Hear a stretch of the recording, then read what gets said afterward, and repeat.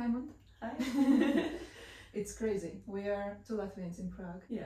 And I just wrote you yesterday and you said, come for a coffee. And I said, I will come for a podcast. And I said, yes. And I love it because I didn't expect totally. And I just been scrolling your Instagram a few days ago. I've been checking you maybe at the beginning of this year when I was in a very deep, dark period of my life that I was just looking for help on Instagram, but then everyone was triggering me so much that I was just following and unfollowing everyone. So I followed you and followed you. Then I said, this is a good profile. I have to remember this one. And then somehow, you know, when you're ready, then it just comes to you. And I was like, wow, it's cool. I should talk to her. And then next day I check your Instagram and you are in Prague. And now we are here. So thanks for that. Yeah, you're welcome. So I'd like to start with just how would you introduce yourself to someone who have never heard about you? And what are those things you want people to know about you? Oh, wow. Should have prepared for this one. So I'm Monta, 30-something years old. I don't remember. After 30s, I don't remember. I've traveled the world and learned about myself for the past, now it's been like 15 years. And the past 2 years, I've been actually more at home in Latvia and not sharing so much about the outer journey in the world, but the inner journey and self-development. Also creating this platform for others. Because before that, I was just doing for myself, sharing some quotes there and now. But now I got my courage together to say that I can teach actually someone something or transform their lives through some different practices, such as meditation or breath work, sometimes conversations. To be honest, conversations are really, really healing.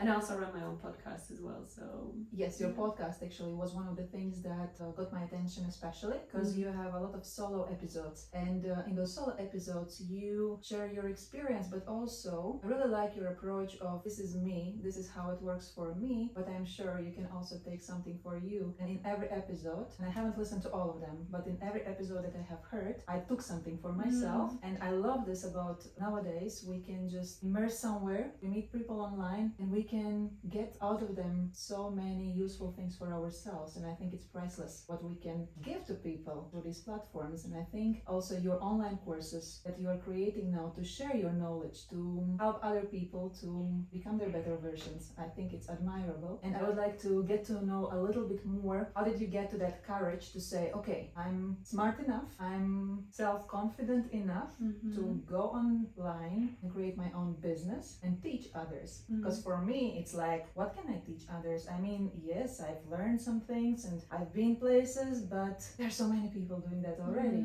So how did you get to this point? Well, through the things you already mentioned, because I was on my self-development journey for many, many years, and I was like, I want to share this knowledge, and you know that like the fire inside, like I want to share, and then the fire is there, and there's this like cell you're in, and you're like, no, like, am I good enough? There are so many people. I think for me the strongest thing was like, what if something that I share is not true in a couple of years? Which you very often, I think you will relate as well in self-development.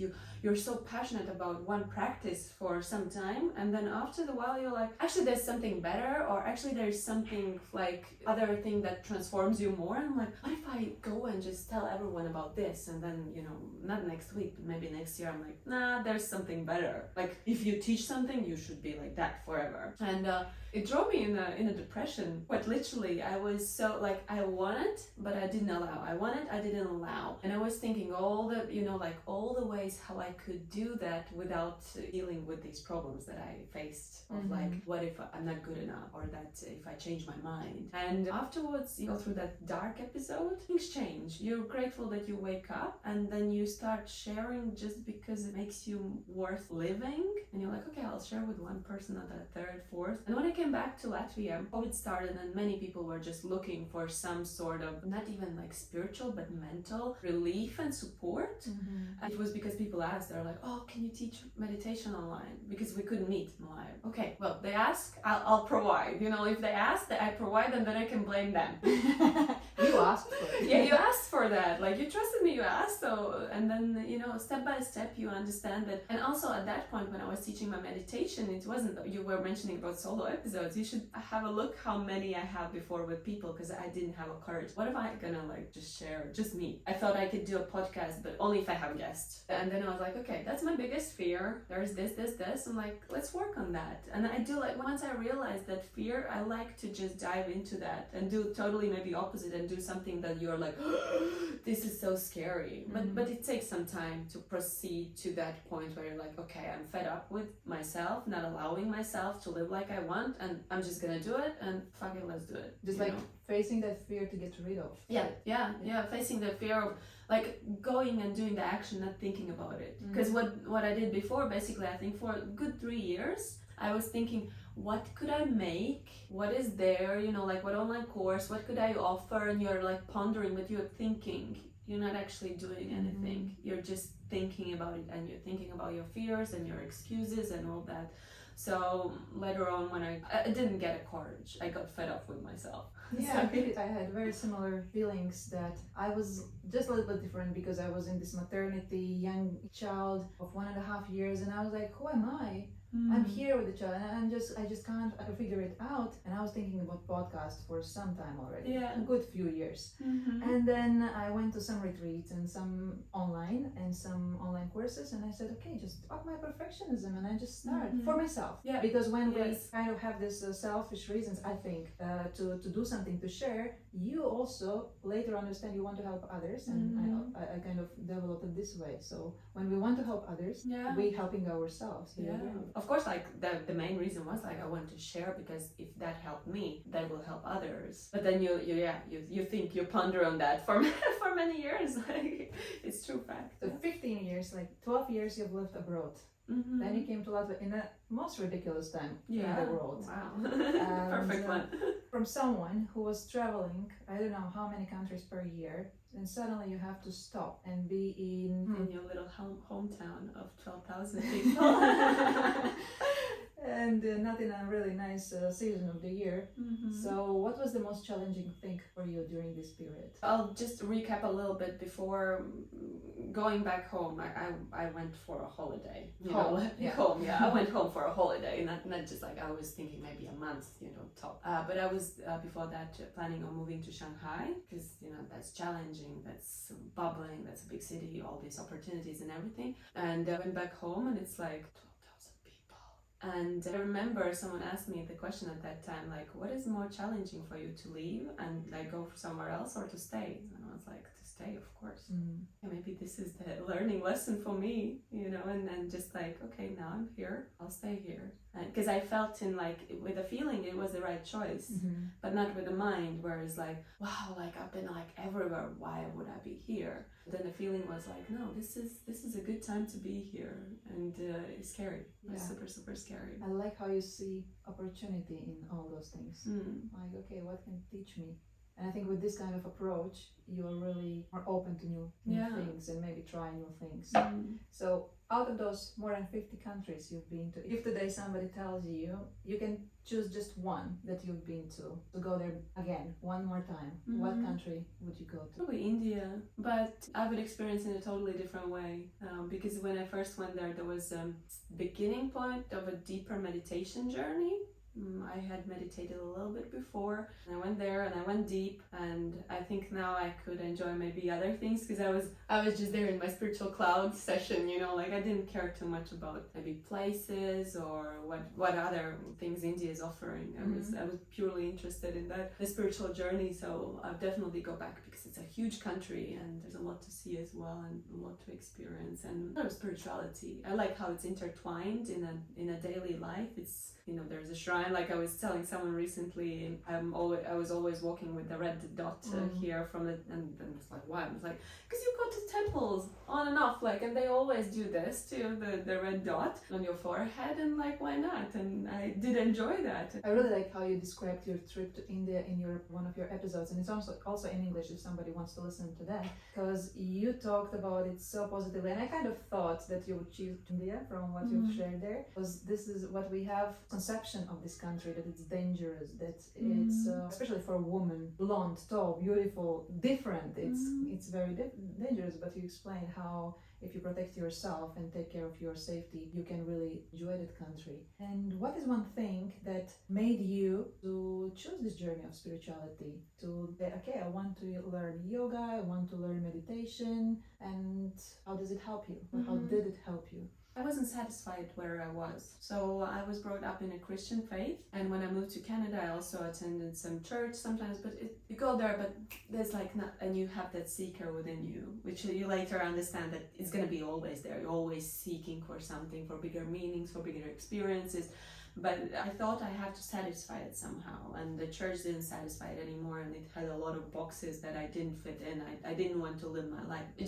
I tried, but I never succeeded, and I wanted to succeed. I wanted to be happy with myself. So, and especially Vancouver was a place where people are doing yoga. There were some friends I met. They were going to Buddhist temples. So there were like plenty of options. Some Hindu, and for me, always like, as you would probably understand, coming from Latvia, it's like, oh, that's weird.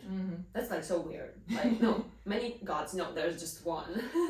But I became more open to that, and I became more open because you become open as like with your food experiences, with people who surround you, because it's all like so multicultural. I was teaching English there, and sometimes in my classroom I would have 12 different nationalities. So there's nothing else to do just to become open to like there are different languages, different faith, different cultural perceptions, everything. So I became more open, and I understood the container that I had chosen, it doesn't satisfy. I won't succeed there, and I just started becoming more open. And then the next thing, I was in Vietnam, and Vietnam, they don't know what church is and what God is, and I'm like, wait a second. And I remember telling this to my mother, and she's like, no, it can't be true. And I'm like, no, because I had heard there is a big cathedral in Hanoi, in the capital city, and I asked some of the people, and they're like, but a church? Oh, what is a church? And I'm like, how, like coming from Europe, I'm like, how can you not know what a church is?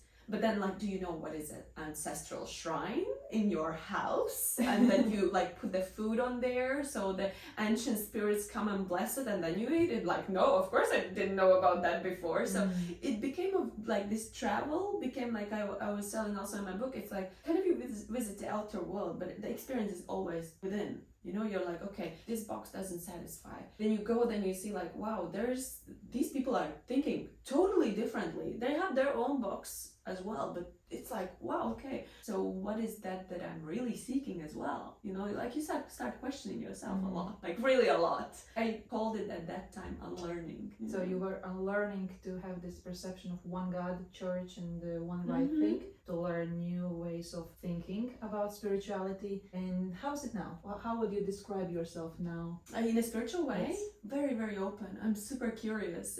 So I was, when we just met, I was saying that yesterday at 4 a.m. it was in a Prague central station, and then actually I was posting on my Instagram, I was like trying not to judge.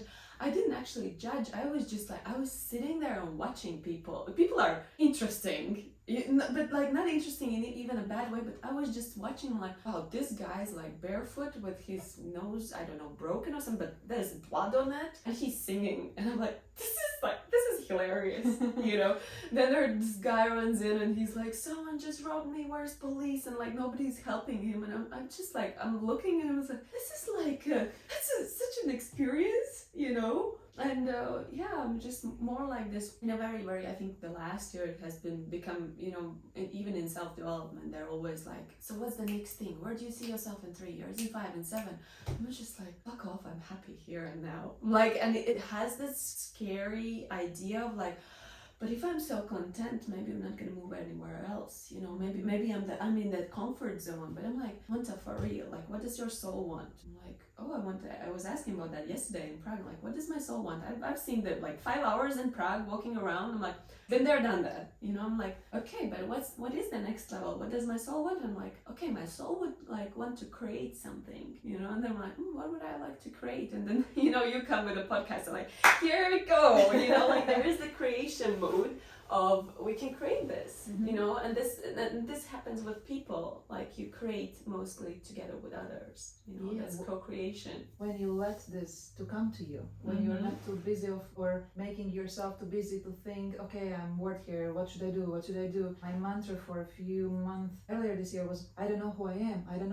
Of course, what do I know? I don't know who I am. And then you are just feeling so miserable because, well, you don't know who you are. And when you change just one conversation that you have with yourself, and then you're looking like, okay, I'm a student, I'm ready to learn, and teachers start to appear. Teachers in different kind of ways that they are coming to you, and it's wow. Just 9-10 months later, today I was going in the tram and I was like, my heart was so happy. Then this Latvian mind said, don't be too happy, something can happen. You still haven't even met her.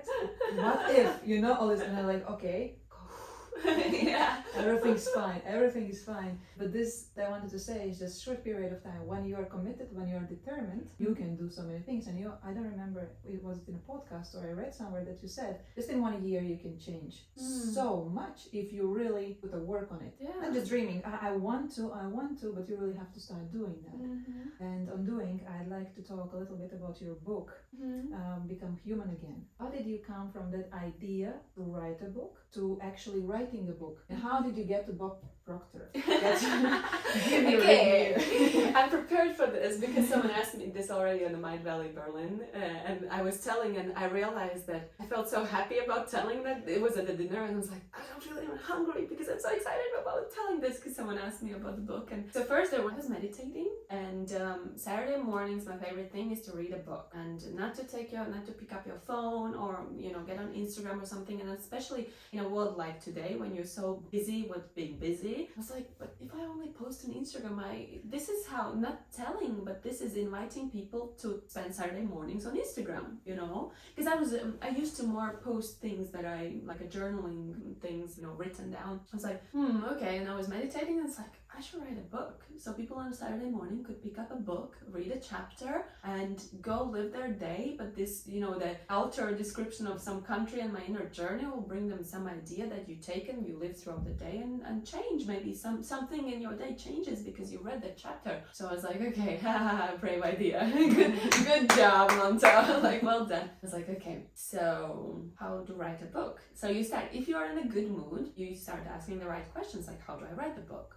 Because if you're in a bad mood, and at that point I had already worked a lot with my mindset, I was like, okay, if there's an idea, let's ponder on that a little bit and see, like how you make it happen into reality. And so I was like, well, I had that idea some time ago.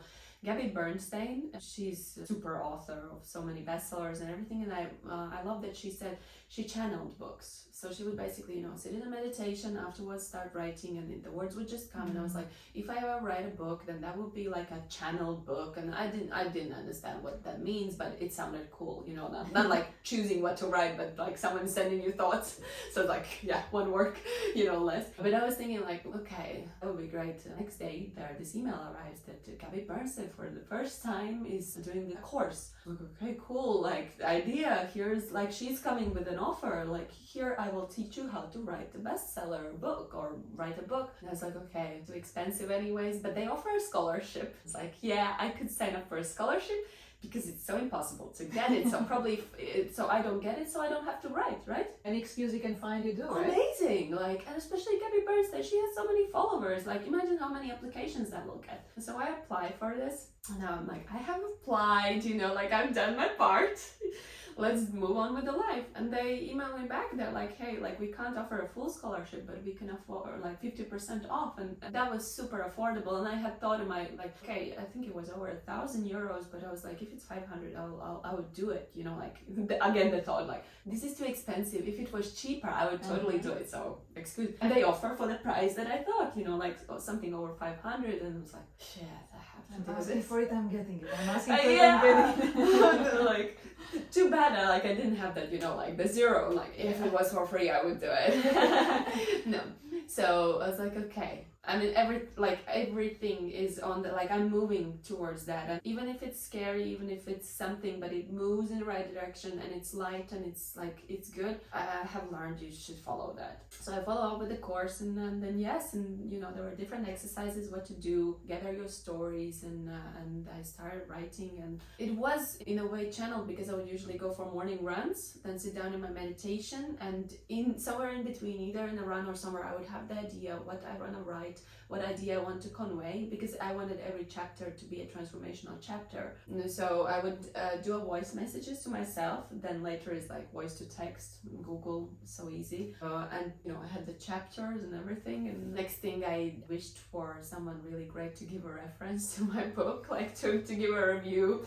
And there's this email again comes that Bob Proctor with his team is organizing this new seminar, and they have like a 3-day something free webinar things, and I saw the teachers are really great, and I was like, okay, I'll participate. Friday evening, I come in the webinar a little bit late because of the time zones, I think, or something, and there's Bob Proctor, and they have the question series as well. And I had written, like, I think they asked, like, if you have a question, just write it down before. And I know that when you're on a camera, if you're worried and if you don't have your question written down, it's very difficult to speak. Like, you're like... With Bob Proctor, like...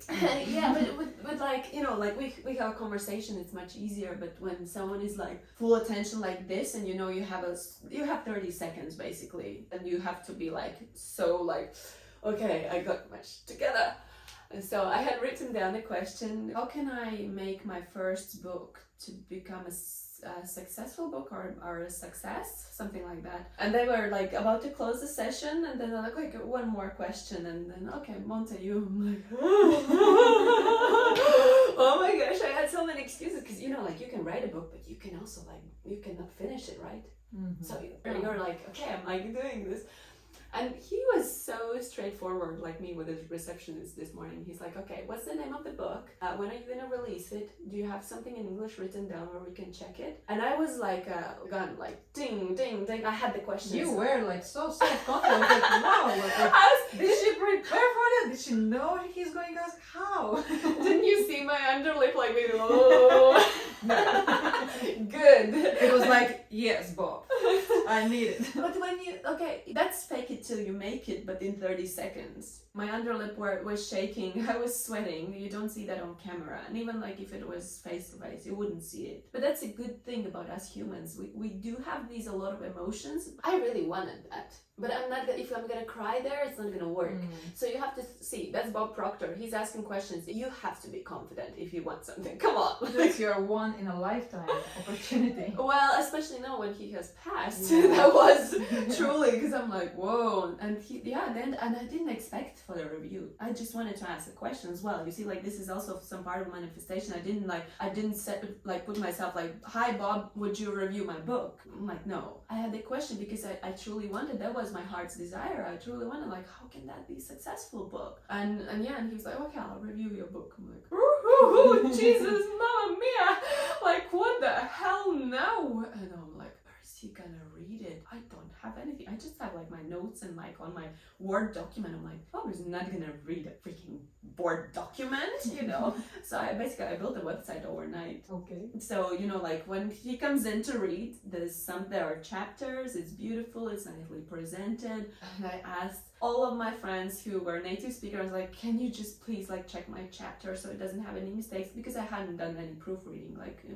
you know, you do the proofreading afterwards when the whole book is done. And I was like, oh, but also I was super excited. So you don't need to sleep when you, like, someone might think like, oh, build the website overnight. Like, no, believe me, like, you can do magical things when something like that is happening. So yeah. So that's from there to there. So all stars were aligning for you to finish that book. You did it, and it's still available in English. Do you plan to also translate it to Latvian? It's translated in Latvian, but it's in a PDF, so it's online, like a digital book. Good. I will get it in English certainly. It's a book, yeah, it's nicer. It's like the English one is, you know, the first baby, the original one. This was so cute to see also how you got into your car and then went to Wermansdars. Yes. And like, okay, my friends, come here. I'm here. Buy the flowers if you want. I wasn't paying attention, but I was thinking of a beautiful place. So those who don't know, it was during COVID and we were not allowed to meet, or like there was a 2-meter distance. And so of course there's not going to be any book promotion tour or anything, which I think I would be too scared to do that anyways. Because when you self-publish, I don't think you feel that confident. You're like, you know, the journey from idea to printing it, it's so scary that when you have it there and it's like, okay, but if nobody buys it, that all the time that comes into your mind. So it was a perfect thing. Like I went to Riga just to get the books, you know, and I was like, okay, I'm gonna be at 2:30 there. And I was thinking like, where's a beautiful parking spot that I could just be at? And the Wermansdars with the flower little kiosk thingies, it was the best. I was like, that's quite nice. And then someone was like, oh, you made it on purpose so it come with flowers. I'm like, no, flowers are there already. But it was nice. And I was showing this picture also to someone in Berlin Main Valley, and they were like, oh wow. And there's a story also behind that, which I was like, really, that's cool. That is a cool story. Yeah. And if somebody is thinking to write a book and they maybe have these fears, one advice you can give them, and also, does it pay off to write a book? You have to think of I'm also saying like the question that I asked Bob, like my book to become a success. What I was just now, I was like, I wonder what success for me was at that time. You know, you have to see what you really want to get out of that. I got out of that a tremendous growth myself. Nothing any other course or anything would have given me, because I had always, like you mentioned, I've traveled 50 plus countries. In the past years it will be multiple countries in 1 year, being there, doesn't matter, everywhere. I had never really looked at my life like backwards, and not to be like, wow, those old good days, but how much have I achieved, what have I done, how much I have grown. Just to like sit down with yourself and really appreciate yourself. And the book writing process, going through those stories and thinking of how I can tell that story in a way that it transforms someone, and also like how it transformed me, but put it down in words, because we feel transformation. Like you don't tell yourself transformation, right? And how to put down that in words was like, wow. For yourself, like for me it was, I think, the best therapy. So when I suggest, and it depends on the person, I'm always saying it's a very good self-therapy. If you feel dissatisfied with your life, it's a good way. And I'm talking about writing a book about your life, like about your life stories, about your experiences, about something that you're passionate about. It makes you really appreciate things. It's like the deep gratitude journey that I think was missing piece of all my growth, because I was so into me in 3 years, perfect version of myself in the future, in, you know, like my perfect day or something, but it was all like future related, and then I had never looked at my foundation. Yeah, it was a journey. And what is one thing that you appreciate about yourself the most now, or then? Now that I can get my thoughts together if I want to, and get what I want, you know. Because this morning as well, I was staying in another place, and I was like, but for a podcast I want to record a video, I want a nicer, like it didn't have lighting, it was a little bit darker room, and it didn't have 2 chairs, and I was like, something a little bit nicer. So I was at the breakfast just checking, I'm like, here, okay, nearby is a hotel, and I can check out, and I was like, maybe they have a room that I can check in early. And I was like, when I was done and I arrived and saw you, I was like, I'm so proud of myself, I can just get things done if I want to. And this journey of transforming yourself, consciously or unconsciously, maybe it started unconsciously and then it became a conscious job, and now you're teaching other people to be more self-confident, either through your podcast, just listening to your podcast. You can pass so many messages that can stay, and then you can start working on yourself, but also building your online business. I'd like to talk a little bit about building online business, because this, I think, it's very hype now, and many people are confused how to do that and what to do and how to start online, either educations or courses or something. So what was one thing that you say, okay, if I didn't know this, maybe I would have failed in building online business? I don't think there is really a failure. And you see, like I adapt a lot and quickly. Maybe that will be the thing. If you can't adapt and you want things your way, I'm sorry, but it's not gonna work out as quickly or as easily as you want it to. So I always see like what works, you know, like what works, what is working, what people want. Yeah, what is moving you forward. Like I said with the book, it's not about, okay, I'll have a book by that time, and this is going to be the person who's going to review my book. But then one step at a time, I'm like, okay, I feel like I should write. I feel like I need a support. I need a course. So the same with your online business. Okay, I feel like I want online business. And like you're saying, a hype, if you just feel you need an online course because everyone else has it, I'm sorry, but no, it's not your path. You really have to and that's why when you started asking this question, I was thinking about online business. For me, it was a desire long time, I think for the past 5 to 7 years, have everything online. And at that point, I wasn't teaching anything about spirituality, transformation. I was teaching English. I already had my students online through Skype, I think at that time actually, with Skype, Zoom, and I was like, wow, like if one day I don't have to work at the language school. So my true desire, because my desire was for traveling, it wasn't for an online business. It was about, I want this lifestyle where I can be anywhere, at any place, anytime, and do, like, there's a certain income that comes and supports me. So it was a different, you see, like there are layers beneath. If you want just because everyone is saying that, I don't think it's the right reason, because my desire for freedom and for a life not based in one location is very strong. So I'm gonna pull through. If your desire is just, I don't want to build an online business, this is too difficult, this is that, no, I'm sorry, like that's gonna be a failure. It's a very good point. When you have wrong intentions, what I've learned, if you only have intentions of, okay, how I can learn, how I can earn more money with this, almost 100%, it's not gonna work, because you only strive for some kind of, okay, money. But if it drives innerly, like you want to travel, you want to be anywhere, you want to inspire people, you want to give them something, you want to learn yourself, and I think these are the, I don't want to say correct intentions, but these are the intentions that they're stronger. Yeah. If you have something that is always your purpose, your souls, your hearts, whatever you call it, and if you can, that can go further and expand you. And if you see that is like, oh, I want to be location independent, then automatically a key comes, you know, like how to unlock this door of being location independent. Oh, an online business. Okay, so I go there. I'm a manifestation teacher, so online business, how does it make you feel? I don't know, like million ways. There are a million online businesses. You can think of fans only, you know, or you can think of someone selling shoes online. Like there is no like real sense, like I can't touch it. I can't sense the energy of that. But if you tell me about this, oh my gosh, I want to, you know, like I want to go there and I want to do this, and I think online business would help me, and you feel the passion for that person, that could be the right direction. So you have to have this feeling and imagination, how you imagine your life when you have it. This is how we manifest things. Yeah.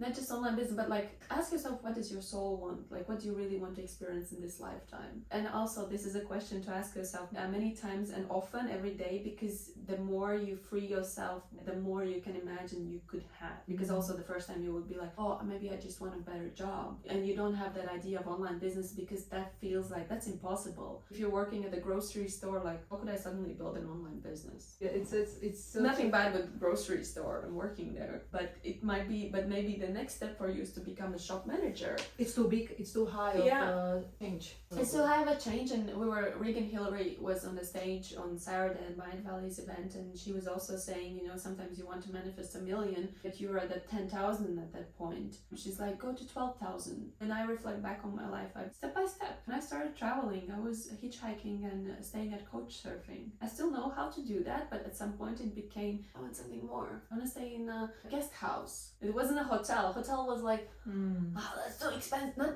it wasn't too expensive. It was like, why would I spend so much money on that? Like that was the thing. It's like, now I see like, oh no, like if I stay in a hotel, I can sleep well. I have my own bathroom, you know, with a hairdryer. I don't have to carry it with me, you know, stuff like that. And it feels like silly, but it's so true. So like, just look at what is your next, maybe like 5% thing. So, okay, you want an online business, but what is the next step? Are you like the small step? Oh, maybe you want it in English. Oh, you have to go and get English lessons. Thank you for the answer. This is reminding me one quote. Now I don't remember exactly who wrote it, but I remember profoundly this thing of when you're too scared and look in your road, like in front of you, and you see that those fields and those forests, you get scared to go and discover that. When you just look under your feet and one step at a time, and suddenly you are in the middle of that field, in the forest, and it's not so scary anymore. So this is reflecting.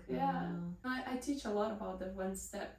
I always encourage myself, and that's it's an approach to life. It's not an exercise, not something I do, but like I was saying yesterday, at 4 a.m. at the train station, and I know that 7 a.m. is the sunrise, and the sky is the best like 40 minutes before. So at 6 o'clock I should leave to get on the bridge to see this beautiful sunrise. And I'm just checking the door, and it's like, it's still dark. There are sketchy people outside. I'm like, okay, not yet. Like, wait, you will feel, like, just wait. Like, walk around, get your steps for today at the train station, whatever. Like, walk around. Like, I had been sitting on the bus sleeping for the night, so I was like, I want to move a little bit, and it's a beautiful station. It's a very beautiful train station. So I was like, let's just look around and all that. And then I was like, okay, one step, and I was like, if across the street I don't feel safe, I can come back into the train station. And this is how. And then I was like, across the street, I'm like, okay, there is fine. And I was like, I'm just gonna go as far as I feel safe. Of course, you're you go further in the old town, and there was no one. You go on a bridge, there are many people waiting for the sunrise, and then you're all of a sudden you're so comfortable and so enjoying and being grateful for your morning tea that you had made at the train station. It's like, oh wow, like life is good. But one step at a time, like you're saying, just look at your feet and like, okay, one. It can be different areas in your life where you can apply it and ask yourself that, like, what is the next step in my self-development, or my mental health, or my health, or my business, or my career. Yeah, or what can I do today? Just one little thing. Yeah. It doesn't have to be huge discoveries or job on yourself. Just one thing. Maybe I will just change this thought of I don't know to I'll figure it out. Yeah, exactly. Like, oh, how could I do that? Yeah. Manifestation teacher. Yes. What does that mean to someone who never heard about manifestation, or probably many people have read book Secret, but what I found very encouraging in book Secret is everything can happen, everything is energy, but I was missing something there. I was missing thing, and now I realize I was missing my action, or maybe a little bit someone guiding me by hand and telling me every day not what to do exactly, but just do this one step. Like a little accountability partner. Yes. That's what they usually say, and it's a good name for any podcast episode, what they missed at the Secret. It's like a hook point, like it takes you, it's like, I read that book and it doesn't work for me. What have I missed? And that's what many people say, it's the action. But basically, if you're listening for the first time, you hear the manifestation or it feels woo-woo to you. As a soul who has come to this earth in this body, you are full with desires. We started the podcast, I said like something was like, I didn't feel that I have found what I'm looking for, and then I found that I'm always looking for something. We always are full with desires. And the question is like, where do you expand, or where do you just say like, no, this is too expensive, like, oh, I want these shoes, this is too expensive. Like, you have a desire, you want to manifest this pair of shoes, and then you have blocks or learned items or whatever, like your life presents like, no, those are the blocks in our way to get something that we want to manifest or bring into our lives. And basically, in simple terms, it's desiring, and yes, then taking action, but that taking that one step action, but a lot working with the energy, and energy not as a woo-woo stuff, but what do you feel, how does that pair of shoes make you feel, and you're like, wow, then I feel desired and sexy. So then you come back to this place in your life and it's like, as a woman I don't feel sexy and desired now, and then you think those shoes are gonna bring you that. They might bring you, they might not, but with that thought you can work already, like, oh, okay, so I need to feel more desired and sexy. And it's not that you have to make someone to feel you that way, it's like, how can I make myself to feel that way? Can I feel sexier? Can I feel more desired? And you can work with that here and now. And this is what many people are like, when I get the shoes, I'll work on that. No, when you get the shoes, you will have the next desire. When I get a guy, or when I find a job, or when I earn that million, then I will. When I have $1 million, then I will live the freedom life and work online or have an online business. Like, what a silly idea. When you have $1 million, you'll have other ideas. So and I think the new concepts usually for people are that you can do things now, because we think we can just desire and then suddenly comes. It can happen like that. Like I was saying, like, what do I want in Prague? I want to create something. And what is interesting stuff usually in manifestation, like you said, you were thinking about meeting me, or like, oh, it would be really nice to talk. You thought that when you said? Not last night, but day before last night. Yeah, but I had decided about Prague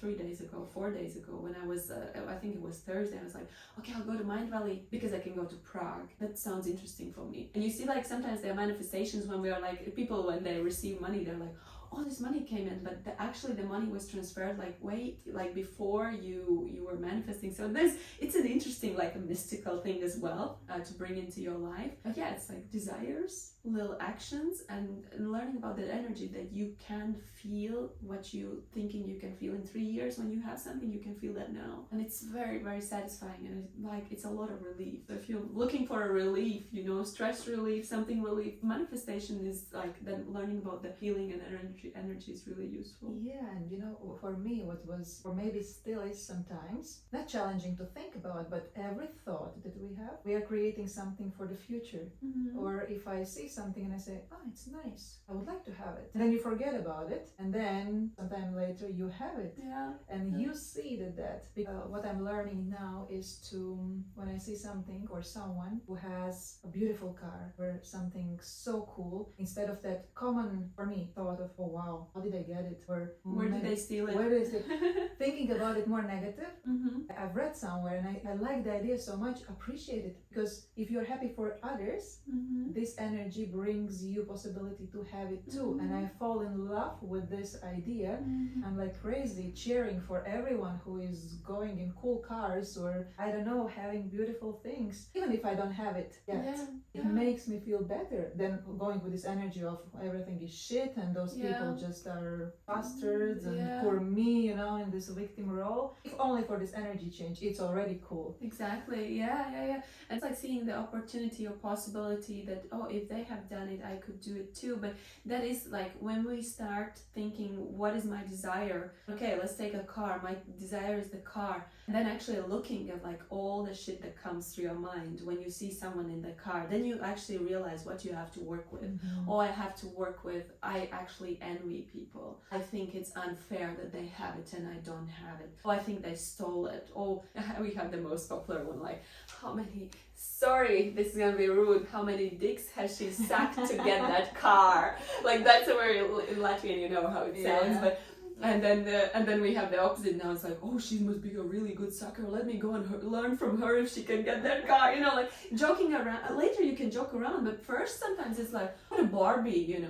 And to get, like you're saying, just to get from that to being like, wow, it's a cool car, to actually get to like, you actually really feel or need or want that car or something, like to like see it without these prejudices. Mm-hmm. You like see it's like just a car and it's just a person. And that's it. There's nothing more. But before that, you feel so many emotions like, they have it, I don't have it. It's a very scary world to live and walk in every day, where you see many things that you're like, oh, they have it, I don't have it. Mm-hmm. Like you're saying, just that thought, like learning, it's like, oh wow, relief. Yeah, it's relieving. like ibuprofen for your life. No, it is. And without any kind of medicament putting in yourself. Yeah. It looks like manifestation, from what you've said. We learn about other blocks or fears or something we need to work on. It looks like a lot of work. At the beginning, maybe. Also depending on, sometimes it's one block, sometimes it's like I realize, because it's the feeling like, oh my gosh, I'm so alone in this world. Nothing is supporting me. I think if there was like a one sentence you could practice, like the world is supporting me, or I feel supported is better. Because if you feel supported, then you look at the world differently. If you're supported, then it means everything supports you. And that's like the biggest. And if you go to these root blocks, it's nothing like too mystical. You just kind of unwire your thoughts and your ideas and how you see the world, and then you start to see the world in a different way. For me, it maybe feels like, oh wow, it's easy. It's not comfortable. You don't want to go in your, your poop yard. The problem is not the block. The problem is you don't want to admit that you have this, that you're thinking this. You're thinking she's better than I am. But the thing is, the longer you sit in your poop, the more used you get to the smell. Yeah, it doesn't stink that much anymore, right? It doesn't stink so much anymore, and then it's just becoming the natural habit or whatever. And I really want to preach myself now a little bit, but I'm really happy that in that moment when I was sitting in my own shit for long and I got very uncomfortable there, I started to look for ways how can I get from there. And there are so many ways you can get, but you just need to really internally admit it and want it. And then it's very difficult to get out of a victim role, because it's so easy to be there and judge others for your problems. You were just used to that. Yeah. So if somebody now at this point, maybe those people are not even listening to this podcast, but if they are, by some reason this podcast podcast was brought to them and they're listening now and they don't feel so good about themselves, maybe there is one thing that can change or put the light into their heads, into their souls. The change Yeah. to start to spark. Yeah, something simple, because at that Something moment, simple, like an action, or well, you tell me. okay. Let remind myself back to where I was feeling ungrateful, and that hasn't been too long ago as well. Because you got those moments where you're ungrateful. I know one thing: put yourself on a diet, and not the food diet. But if you don't appreciate something, if you don't appreciate your home, your great bed, like go and sleep at the hostel for one night, and you will actually understand that children are not too loud, and your husband is maybe actually okay. And take like a dorm, like a 12 people, so you get a mixture of emotions. This is actually my next lesson that I want to share also with my listeners. Or if you don't appreciate the food that you have on the table, go on a real detox for 3 days and see how tasty it is after that. Like very often we're like, I want this, because again you want to feel in that way or something, but like take away a little bit. But the other is going to be very, very opposite. Put yourself in loving environments. Like if you feel like, oh, I can't go on that diet, or that, oh my gosh, like still that's horrible, maybe put yourself in a little bit of a more loving environment, because love makes things like, if you feel so hurt and like you're like, don't hug me, but you actually want to be hugged, then maybe today go and ask like, hey, can you hug me? Can you just hold me? Because love is very healing, and love and hug, and anyone can give that to you. Like where we are humans, if we become open enough and ask for that, and ask can be just like, I really want to hug, or just like, can you, had such a horrible day, I want to cry, can you just hold me? And it's very difficult to ask for, Yeah. but when you do, it's really a good feeling. Yeah, and then you feel in that way you open up that possibility of the love and caring from other people to come in.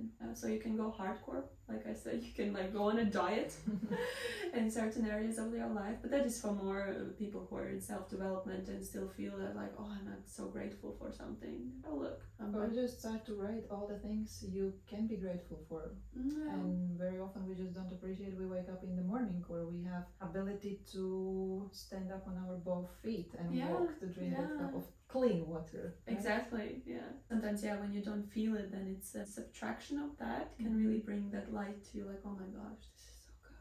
Like, I actually have it every day. Oh my gosh, I'm so grateful. That little step away. What's your definition of a cool person? A cool person, someone who is expressing themselves in the ways they feel and want at that moment, and even they don't feel it to the next moment, they express themselves in a different way. Very free person. Do you think you're cool? I think I'm cool. Today I'm cool. Today I feel very cool. Yeah, and to feel cool about yourself. Yeah, whatever it means for everybody. I think everybody's cool in their own way. It's funny in brackets, how when I approach some people, mostly Latvians, when I approach them for the podcast, and they're like, oh, but am I cool enough for your podcast? And it's, if you don't think you are, then who will? Exactly. That's the first step. Like, look at your feet. Like, I'm cool. Thanks for this conversation. And Thank you. Yeah, beautiful. Like, till next time in Prague. Yes. Or somewhere else.